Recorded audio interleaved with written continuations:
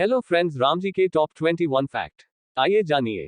Fact number 1। भगवान राम से संबंधित मुख्यतः दो ग्रंथ हैं, तुलसीदास द्वारा रचित श्री रामचरितमानस और वाल्मीकि जी द्वारा रचित वाल्मीकि रामायण। Fact number 2। भगवान राम भगवान विष्णु के 7वें अवतार हैं। Fact number 3। राम नाम रघु राजवंश के गुरु महर्षि वशिष्ठ ने दिया था। Fact number 4। राम का अवतार एक पूर्ण अवतार नहीं माना जाता है क्योंकि उनको 14 कलाएं ज्ञात थी। श्री कृष्ण 16 की 16 कलाओं में पारंगत थे। ऐसा जानबूझकर किया गया था क्योंकि रावण को कई वरदान प्राप्त थे, लेकिन एक मनुष्य उसका वध कर सकता था। Fact number 5। जब राम अवतार का प्रयोजन सिद्ध हो गया तब राम जी को किसी साधारण मनुष्य की तरह ही अपना शरीर त्यागना था, लेकिन उनके परम भक्त हनुमान के होते यमराज के लिए राम जी तक पहुंचना संभव नहीं था। इसलिए राम जी ने जमीन में पड़ी एक दरार से अपनी अंगूठी गिरा दी और हनुमान से उसे लाने के लिए कहा। हनुमान जी उसे खोजते खोजते नागलोक पहुंच गए और वहां के राजा से राम जी की अंगूठी के बारे में पूछा।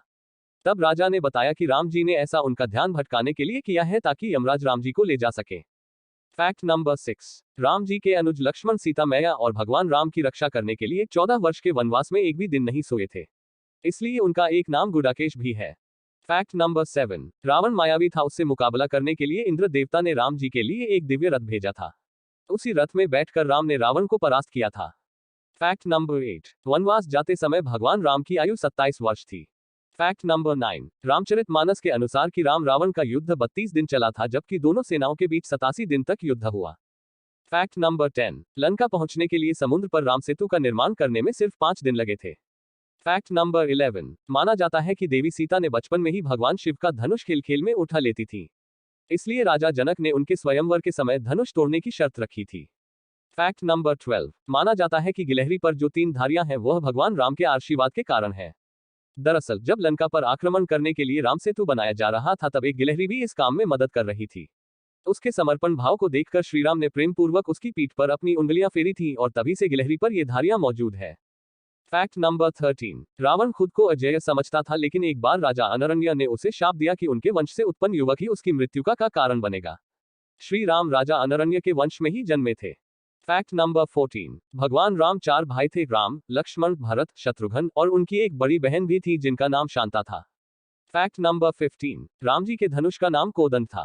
Fact number 16। भगवान विष्णु के 1000 नामों में राम नाम 394 नंबर पर दर्ज है। Fact number 17। भगवान विष्णु के अवतार परशुराम ये नहीं जानते थे कि श्री राम भी विष्णु अवतार है, इसलिए उन्होंने राम जी को विष्णु जी के धनुष पे प्रत्यंचा चढ़ाने को कहा, जिसे राम जी ने आसानी से चढ़ा दिया और परशुराम जी भी राम जी के असली स्वरूप को जान गए।